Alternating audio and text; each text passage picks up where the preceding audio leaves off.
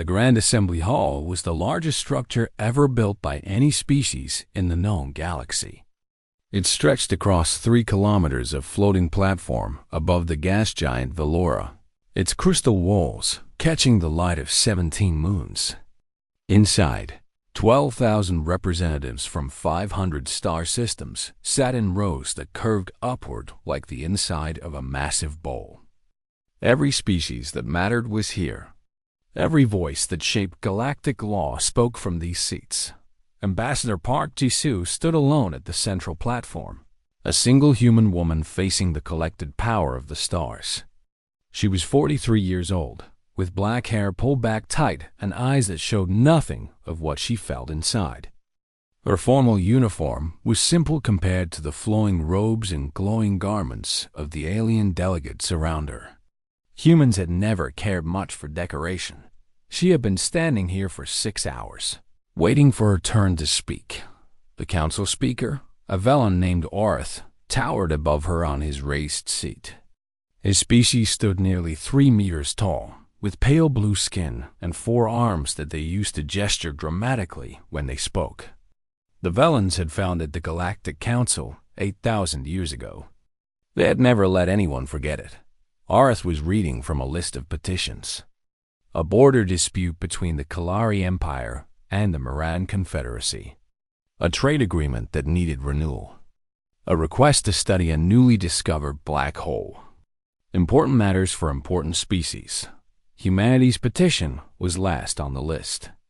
It had been last for the previous 47 sessions. Finally, Orth turned his large eyes toward Jisoo.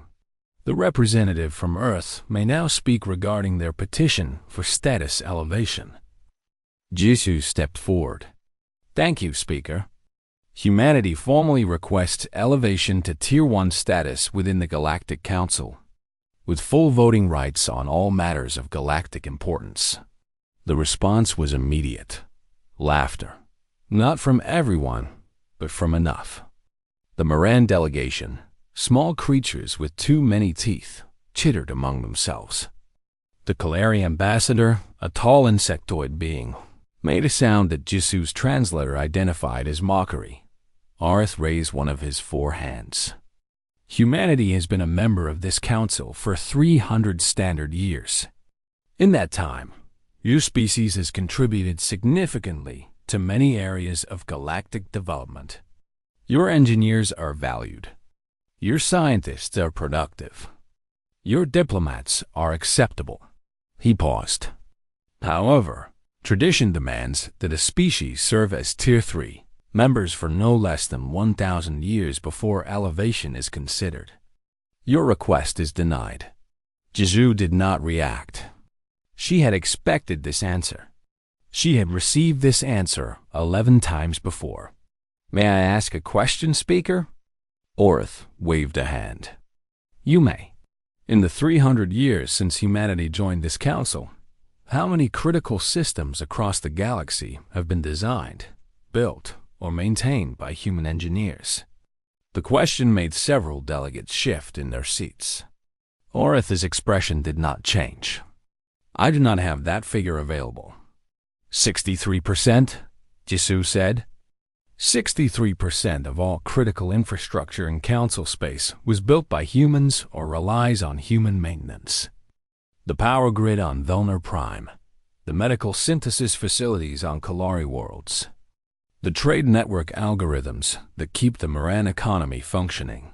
She paused. All human work. The Moran delegation had stopped laughing. Furthermore, Jisoo continued, humans currently serve as mediators in 78% of all diplomatic disputes between council species. We have resolved more conflicts in 3 centuries than the council resolved in the previous 3,000 years. Orth leaned forward. These contributions are acknowledged and appreciated. But tradition is tradition, Ambassador. Perhaps in another 700 years, your petition will receive more favorable consideration. From somewhere in the upper rows, a Kalari voice called out. Perhaps the humans should be grateful we allow them to contribute at all. More laughter. Louder this time, Jisoo smiled. Several alien diplomats who had worked with humans before felt a sudden chill. They had learned that humans smiled like that only before doing something that would change everything.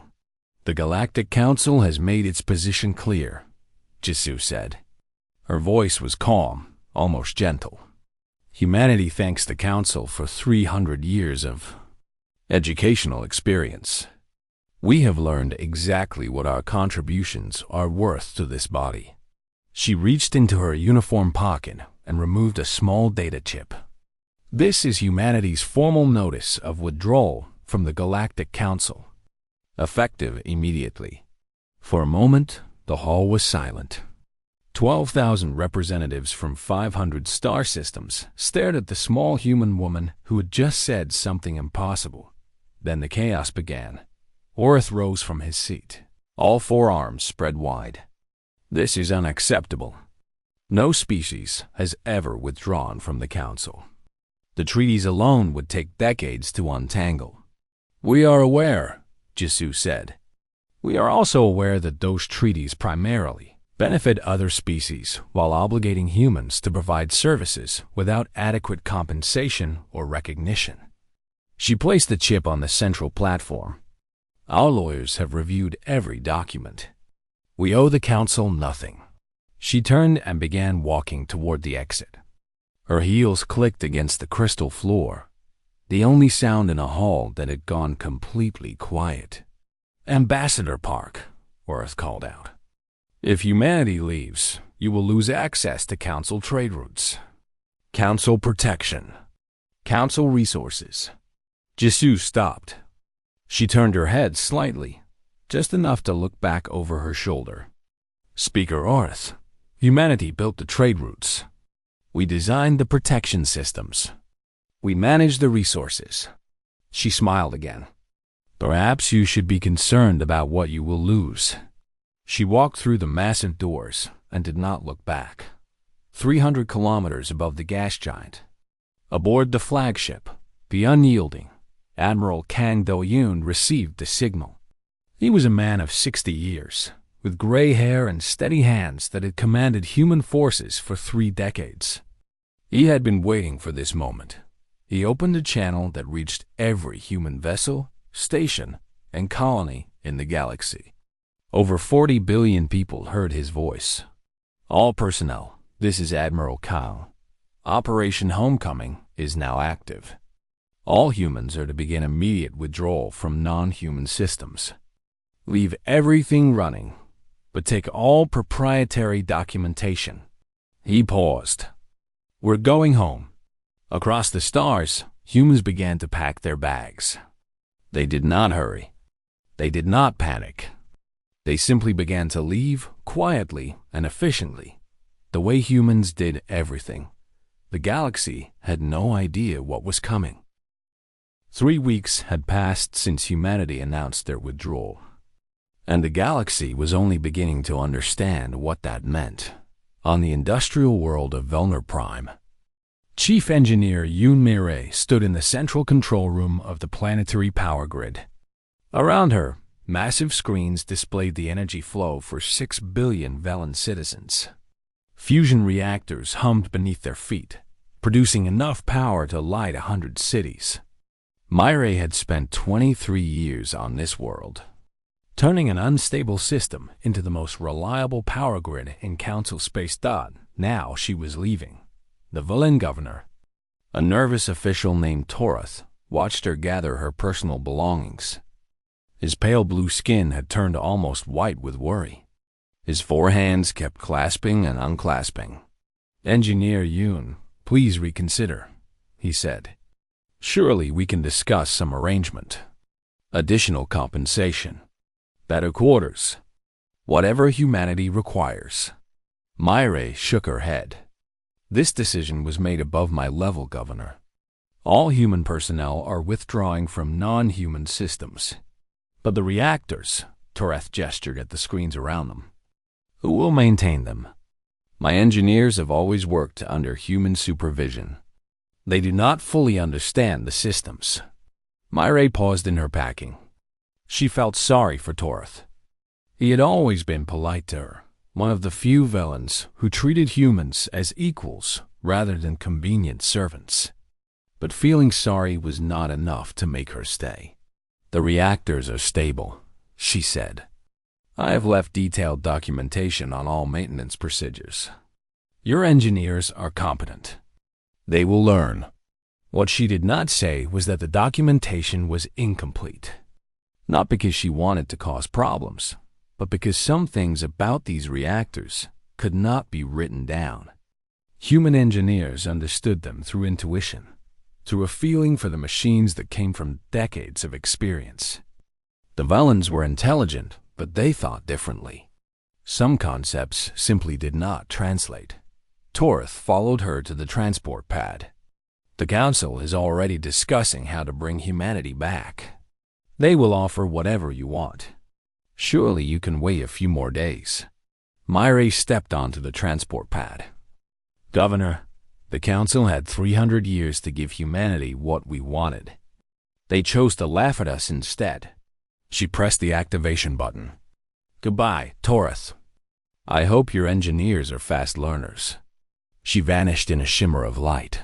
That night, the lights on Velner Prime flickered for the first time in 200 years. It was only for a moment, barely noticeable. But 6 billion Velans looked up at their ceiling lights and felt something they had never felt before: doubt. Across the galaxy, similar scenes played out in thousands of locations. On the Kalari homeworld, the director of the Central Medical Facility discovered that 90% of their pharmaceutical production relied on formulas developed by human scientists. The formulas were not secret, but they were complex. Human chemists understood how to adjust them for different situations. Kalari chemists followed the recipes exactly and did not understand why the results were sometimes wrong. Dr. Choi Yoonji had worked at the facility for 15 years. She had trained hundreds of Kalari doctors, treated millions of patients, and developed 17 new treatments for diseases that had killed Kalari for centuries.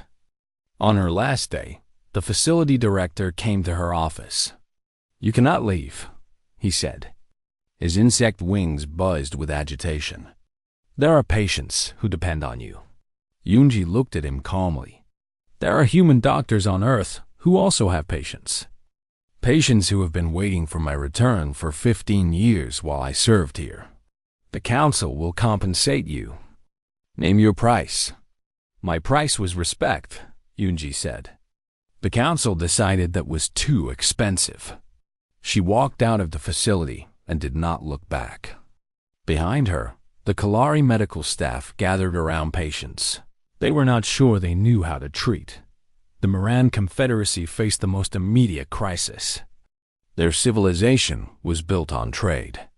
Their economy was the most complex in the galaxy, moving goods and services between 10,000 worlds through algorithms so sophisticated that no single person understood them completely. No single person except the humans who had designed them. Trade Representative Han Jungwoo had spent 30 years building the Moran economic system. He had taken a chaotic mess of competing markets and turned it into a smooth machine that created wealth for everyone. The Morans had paid him well for his work. They had also never invited him to any of their social gatherings, never promoted him to senior positions, never treated him as anything more than a useful tool. On his last day, the Moran Trade Council summoned him for an emergency meeting. "You must explain the failsafe systems," the council chairman demanded. His small body trembled with barely controlled panic. "Our economists do not understand them." Jungwoo smiled politely. "The failsafe systems prevent catastrophic market crashes. They are quite simple, really. A human child could understand them, then explain them. I did, 12 years ago. Your economists said they did not need human instruction." Jungwoo stood up. Perhaps they should have paid more attention. Captain Baek Sun-ho commanded the last human transport ship to leave the Galactic Council's capital station. His vessel, the Wanderer, was small but fast. It carried 300 human personnel. The final evacuation from the heart of galactic government. His co-pilot, Lieutenant Nari, watched the massive station shrink on their view screen. Council Station was the largest space structure ever built, home to 50 million beings from every corner of the galaxy. It had been designed by human architects. "The station looks the same as always," Nari said quietly. "You would never know anything had changed." Sunho nodded. "Give it time. In a few months, things will start breaking. In a year, they will wonder how they ever functioned without us. Do you think they will call us back?" Sunho laughed, but there was no humor in it. "They will beg us to come back. The question is whether we will answer." Nari was quiet for a moment. "Captain, do you think we are doing the right thing? There are billions of beings who depend on human systems. If those systems fail, innocent people will suffer." It was a question many humans were asking themselves. The answer was not simple.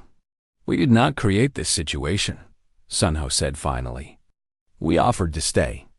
We asked only for recognition, for a seat at the table where decisions are made. They refused."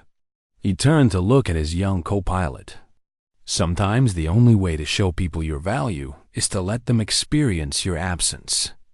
The ship jumped to hyperspace, leaving Council Station behind.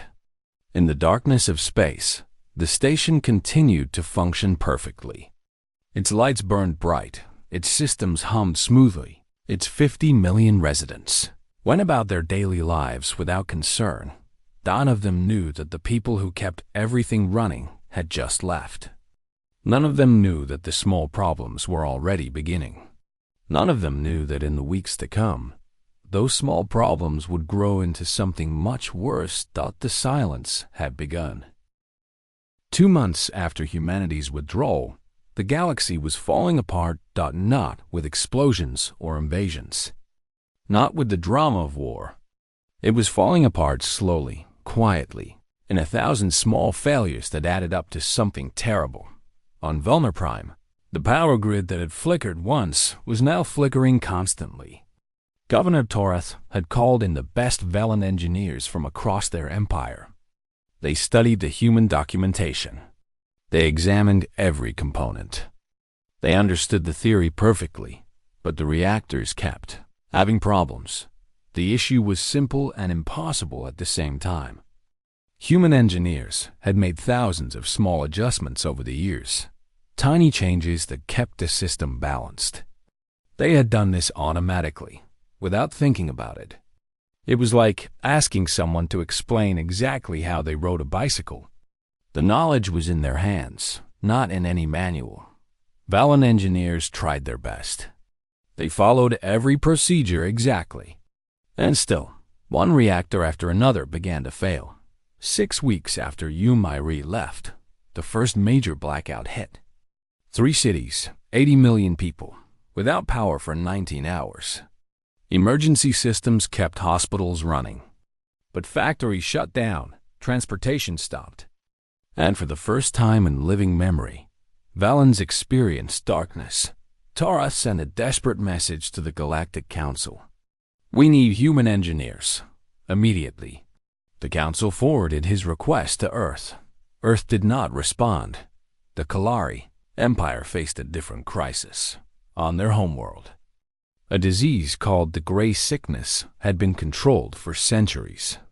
Human doctors had developed a treatment that was 99% effective. Kalari medical staff had administered this treatment millions of times without problems, but supplies ran out. And when Kalari chemists tried to make more, something went wrong. The formula was correct. The ingredients were correct. The process was correct. But the medicine did not work as well as it should. Only 80% of patients recovered. Then 70%. Then 60%. Dr. Choi Yoonji, watching the news from Earth's lunar colony, understood what had happened. The formula required precise temperature control during synthesis. Human chemists adjusted the temperature by tiny amounts based on humidity atmospheric pressure, and a dozen other factors. It was instinct, not science. Kalari chemist did not have that instinct. She received hundreds of messages from her former colleagues, begging for help. She read each one carefully. She felt genuine pain for the patients who were suffering, but she remembered the Kalari ambassador laughing in the Grand Assembly. She remembered being called useful but limited by the medical board.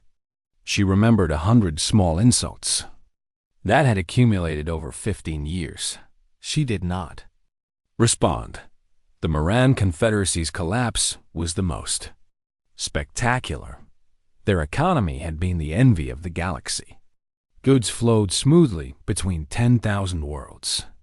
Prices were stable. Markets were efficient. The system had worked perfectly for 200 years. It stopped working 3 weeks after the humans left. The first sign was a small error in the shipping algorithms. A cargo vessel was sent to the wrong destination. Then another. Then 100. Within days, the entire logistics network was in chaos. Ships carried goods that nobody wanted to places that did not need them. The failsafe systems that Han Jungwoo had designed were supposed to prevent this, but those systems required regular updates. They needed a human touch, small adjustments that kept them calibrated to changing conditions. Without those adjustments, the fail-safes failed. The Moran stock markets crashed on a Tuesday morning. By Thursday, 3 major trading houses had collapsed. By the following week, the entire Confederate economy was in free fall. Trade. Representative Jungwoo watched the chaos from his apartment in New Seoul. Mars. The city was beautiful, a human creation on a world that humans had transformed. Through his window, he could see gardens and parks and children playing without a care in the world. His daughter Yuna, 12 years old, sat beside him. She was watching the same news feeds, seeing the same images of Maran financial officials weeping in public, of Kalari hospitals overwhelmed with patients, of Velen cities going dark. "Dad," she said quietly, "why don't we help them?" It was the question that many humans were asking. The answer was complicated. Jungwoo turned off the news and looked at his daughter. "Do you remember last year when you helped your friend Soman with her homework every day?" Yuna nodded. She needed help with math. And what happened? She stopped trying to learn it herself. She just waited for me to do it for her. Did you keep helping her? Yuna shook her head. I stopped. She was angry at first, but then she started studying on her own. Now she is better at math than me. Jungwoo smiled sadly. That is why we are not helping them, Yuna. For 300 years, the galaxy relied on humans to solve their problems. They stopped trying to solve problems themselves. They forgot that they could. But people are suffering. Yes, Jungwoo agreed. And that suffering is terrible. But if we go back now, nothing changes. They will continue to use us, continue to disrespect us, continue to treat us as tools instead of partners. He put his arm around his daughter. Sometimes the kindest thing you can do for someone is to let them feel the consequences of their choices. On Earth, President Seo Ha-jin held daily meetings with her cabinet. The news from across the galaxy arrived in a constant stream. Each report, worse than the last. Defense Minister Bae Tae-ho brought the morning briefing. The Kalari have lost 4 major medical centers. They are requesting emergency pharmaceutical supplies. Foreign Secretary Moon Hae-jin added, the Moran economy has contracted by 40%. They are experiencing food shortages on 17 worlds. Ha-jin listened to each report without expression.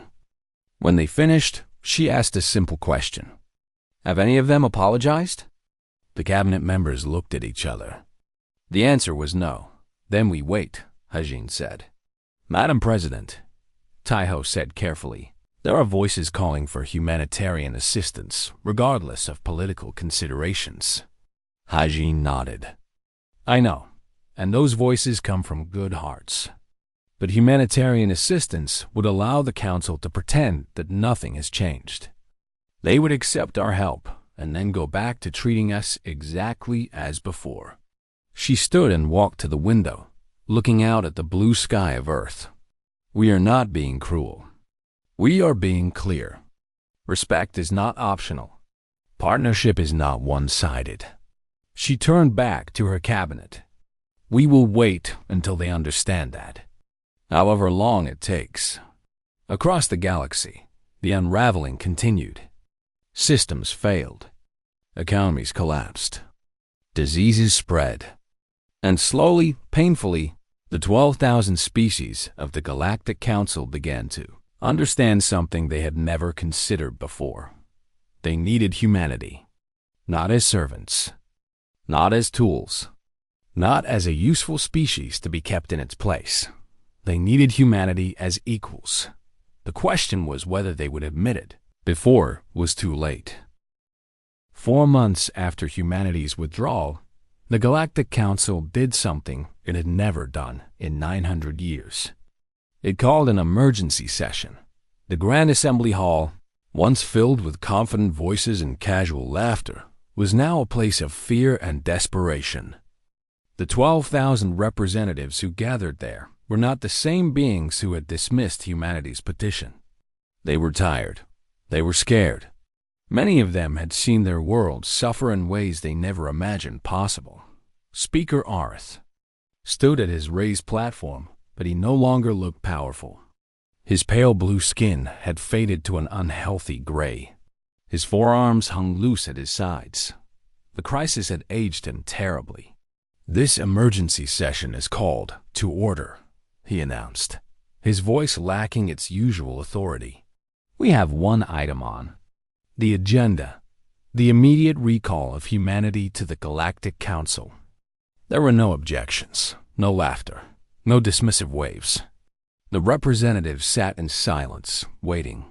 The Council formally acknowledges that humanity's contributions to galactic civilization have been undervalued. The words seemed to cause Orith physical pain. "We acknowledge that the denial of Tier 1 status was a mistake. We acknowledge that humanity has been treated unfairly." He paused, gathering himself for what came next. "The Galactic Council hereby offers humanity full Tier 1 status with immediate effect. Complete voting rights on all matters. Senior positions in all council agencies. Everything that was previously denied." He looked directly into the broadcast cameras that transmitted his words across the galaxy. "Humanity, we ask you to return. We need you." On Earth, President Seo Hajin watched the broadcast with her cabinet. The room was quiet as Orith spoke, as the representatives applauded his words, as the message of apology and invitation spread to every corner of known space. When it ended, Defense Minister Bai Taiho leaned forward. "They are offering everything we originally asked for." "Yes," Hajin agreed. Foreign Secretary Moon Haijin studied the president's face. "But you are not satisfied." Hajin shook her head slowly. 300 years, Haijin. 300 years we asked politely. 300 years we proved our value. 300 years we accepted disrespect with patience and hope." She stood and walked to the window. "They are not offering us what we deserve. They are offering us what they think will make us come back and fix their problems. What do you propose?" Taiho asked. Hajin turned to face her cabinet. "I propose we change the relationship permanently, not with anger or revenge, but with clear terms that protect our people forever." She outlined her plan. It was bold. It was unprecedented. It would transform the galaxy. When she finished, the cabinet sat in stunned silence. Then, one by one, they nodded their approval. Ambassador Park Jisoo returned to the Grand Assembly 1 week later. But she did not come as a petitioner, standing alone before thousands of alien delegates. She came as humanity's sole representative, with full authority to negotiate on behalf of 40 billion people. The hall was silent as she walked to the central platform. Every eye watched her. Every translator captured her words. "The Galactic Council has offered humanity full Tier 1 status," she began. "We appreciate the gesture. However, humanity must respectfully decline." Shocked murmurs rippled through the assembly. Orth rose from his seat. "Ambassador, surely you understand the significance of our offer. We are giving you everything you asked for." "You are giving us what we asked for 300 years ago," Jisoo corrected. "The situation has changed. Our terms have changed with it." She produced a document and held it up for all to see. "This is humanity's counter-proposal. I will summarize its main points." The hall fell silent again. "First, humanity will return to Council space. Our engineers, doctors, economists, and specialists will resume their work. The systems that have failed will be repaired. The crises that have emerged will be resolved."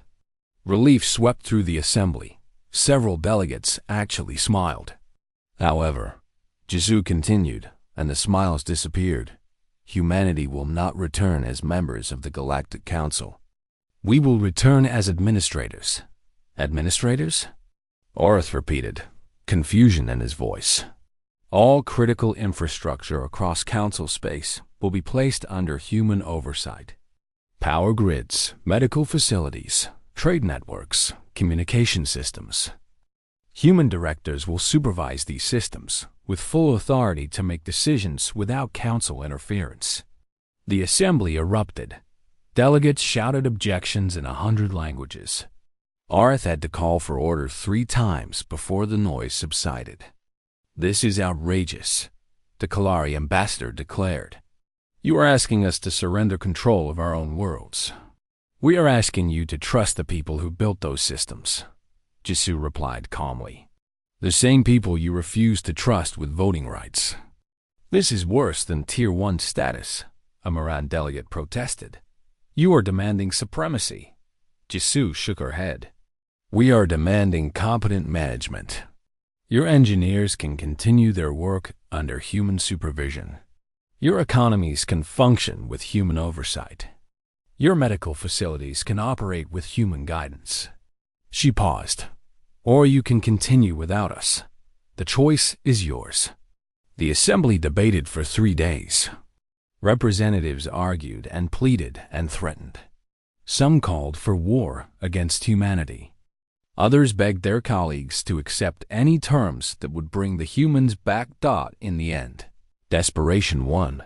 The power failures were spreading. The medical crisis was deepening. The economic collapse was accelerating. Every day, without human expertise, cost billions of lives and trillions in resources. On the 4th day, Speaker Orth called for a vote. The question was simple: accept humanity's terms or face continued decline. The vote was unanimous. Every single representative from every single species voted to accept. When the results were announced, Jisoo allowed herself a small smile. "Humanity accepts the Council's decision. Our personnel will begin returning to their stations within 1 week." She turned to leave, then paused. "Speaker Orth, I want you to understand something. We did not want this. We asked for equality, not authority. We asked for respect, not power." She looked around the great hall at the thousands of representatives who had once laughed at humanity. "You created this situation when you refused to share power. Now you will see what happens when humans lead instead of serve." Admiral Kang Do-yoon received the news aboard the Unyielding. The old warrior read the terms of the agreement twice, then allowed himself a rare laugh. "Captain Beak," he called to his subordinate, "signal all human vessels. Operation Homecoming has reached its final phase. We are returning to Council space." Sunho looked at the message. "Admiral, these terms. We are essentially taking control of the galaxy." "No," Do-yoon corrected. "We are taking responsibility for the galaxy. There is a difference." He stood and looked out at the stars. "For 300 years, we carried the weight of galactic civilization on our shoulders. We did it without recognition, without thanks, without power. Now we will do it properly. And if they resist, if they try to change the terms later, Do-yoon smiled grimly. Then we leave again. And this time, they know exactly what that means. Across human space, the preparations began. Engineers gathered their tools. Doctors packed their medical kits. Economists reviewed their models. Diplomats studied their briefings. They were going back. But they were not going back as servants. They were going back as the people who would rebuild a broken galaxy, and everyone would know who held it together. 1 year had passed since humanity withdrew from the Galactic Council. 1 year since the galaxy learned what it meant to live without human hands guiding their systems. 1 year since everything changed. Unity Station floated at the geometric center of the galaxy, a massive structure that humanity had built in just 8 months. It was a symbol of the new order, a place where human administrators coordinated the reconstruction of 500 star systems. Ships from every species docked at its ports, their crews working alongside human supervisors who had earned something more valuable than authority. They had earned respect. Administrator General Park Ji-soo stood on the observation deck, watching the endless flow of vessels arriving and departing. She was 44 now, her hair showing the first touches of gray. The past year had aged her, but it had also transformed her. She was no longer a diplomat asking for scraps of recognition. She was the most powerful human in the galaxy. "The morning report, Administrator," said her assistant, a young man named Kwon Ji-hoon. Ji-soo took the tablet and reviewed the numbers. Power grid stability across council space, 97%, up from the critical 32% 6 months ago. Medical facility efficiency, 91% and climbing. Economic indicators, steady growth after 9 months of recovery. Humanity had done what they promised. They had fixed everything. On Vulner Prime, Director Yoon Mi-rae walked through the control room of the planetary power grid. The screen showed perfect stability. Not a single flicker had occurred in 7 months. Beside her walked Governor Torath. His blue skin returned to its healthy color. He had changed during the crisis. The arrogance that once defined him was gone, replaced by genuine gratitude. "Director Yoon," he said quietly, "I want to thank you again for returning. I know we did not deserve your help." Mi-rae considered his words. "Governor, we did not come back for thanks. We came back because these systems matter. The people who depend on them matter." She paused at a window overlooking the Volun capital city. "But I will say this, your young engineers are learning well. In 10 years, they may not need human supervision anymore." Torath nodded. "And when that day comes? Then we will celebrate together," Mi-rae said. "That has always been the goal, Governor. Not permanent control. Partnership. Real partnership. Between equals who respect each other." On the Kalari homeworld, Dr. Choi Yoonji ran the newly established Galactic Health Authority. Her office received reports from medical facilities across 500 systems. Diseases that had returned during the crisis were now under control. New treatments were being developed. The gray sickness that had killed thousands of Kalari was once again 99% treatable. Her assistant informed her that a delegation of Kalari medical students had arrived. She rose to greet them. The students were young, their insect wings folded respectfully. They bowed to her in the Kalari style, a gesture of honor they had once reserved only for their own leaders. "Dr. Choi," their leader said, "we wish to learn human medical techniques. Not just the formulas, but the thinking behind them. The intuition." Yoonji smiled. This was what she had always wanted. Not servants who followed orders, but colleagues who understood. "That will take years of study," she warned them. "We understand," the student replied. "We are willing to do what is necessary." Yoonji looked at their eager faces and felt something she had not felt in 15 years of working with Kalari. "Hope. Then let us begin," she said, that the Moran Confederacy had undergone the most dramatic transformation. Their economy, once the most complex in the galaxy, had been rebuilt from the ground up. Trade Representative Han Jung-woo had designed a new system, one that Moran economists could actually understand and maintain. He visited the Moran Trade Council on the anniversary of the collapse. The same officials who had demanded his help while treating him as less than equal now greeted him with deep bows. "Representative Han," the council chairman said, "we have studied the new economic models extensively. Our junior economists believe they can manage the basic functions independently within 3 years." Jung-woo nodded. "That is excellent progress. In 10 years, you may not need human oversight at all." The chairman looked surprised. "You want us to become independent of human administration?" "Of course," Jung-woo said. "Healthy partnerships do not require permanent dependency. We want to work with species who can stand on their own feet." He smiled. "Think of us as teachers. Good teachers want their students to surpass them."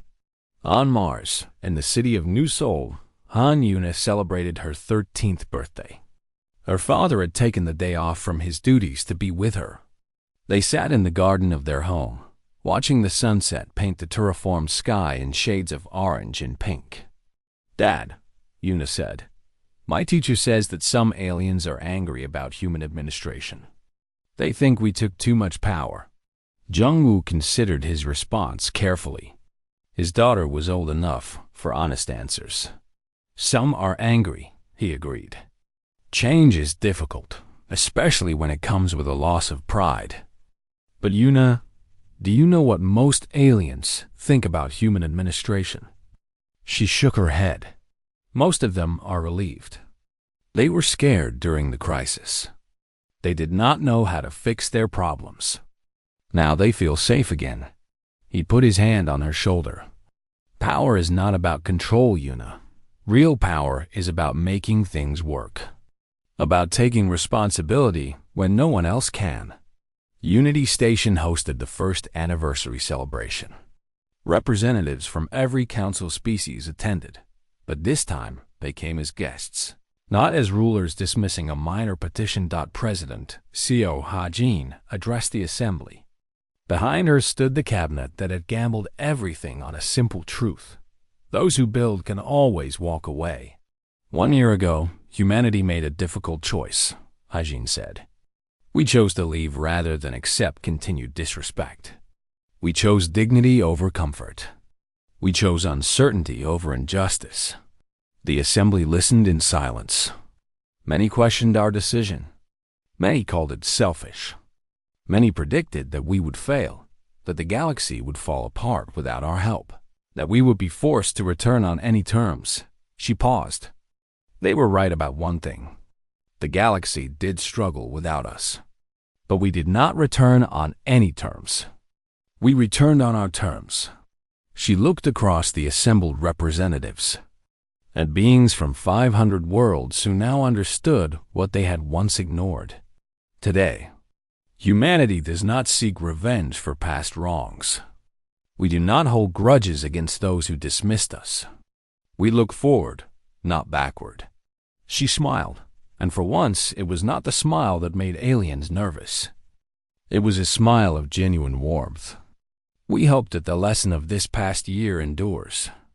That respect cannot be demanded, but must be earned. That partnership requires equality. That those who build deserve a voice in how their work is used. The assembly rose in applause. Not the polite acknowledgement they had once given humanity. This was genuine appreciation, born from months of hardship and the recognition of how close they had come to disaster. Admiral Kang Do-yoon stood beside Captain Baek Sun-ho, watching the celebration. The old warrior had seen many things in his long career, but nothing quite like this. "We inherited the stars," Sun-ho said quietly. Do-yoon shook his head. "No, Captain. We did not inherit them. We earned them." He looked at the lights of Unity Station, at the ships of 100 species docked in peace, at the new galaxy that humanity had helped create. Our ancestors came from a small blue planet. They looked up at the stars and dreamed of reaching them. They could never have imagined this moment. Do you think they would be proud? Do-hyun smiled. I think they would remind us that the work is never finished. The stars are not a prize to be won. They are a responsibility to be carried. Far below, on hundreds of worlds, humans went about their daily work. Engineers maintained systems. Doctors treated patients. Economists monitored markets. Diplomats resolved disputes. They did what humans had always done. They built. They fixed. They improved. The difference was that now, everyone knew their value. Ambassador Park Ji-soo stood alone on the observation deck after the celebration ended. She watched the stars, the same stars she had watched from the Grand Assembly 1 year ago. So much had changed since then. Her communicator buzzed with a message from President Hajin. 4 words. Well done, Administrator General. Ji-soo smiled and put the communicator away. She did not need praise. She did not need recognition. She had spent her career fighting for respect that should have been given freely. Now, finally, it was. Humanity had severed ties with the Galactic Council. They had watched chaos spread across the stars. They had been called back in desperation and given authority they had never sought. And in doing so, they had shown the galaxy something it would never forget. Respect is not a gift. It is earned, and humanity had earned the stars.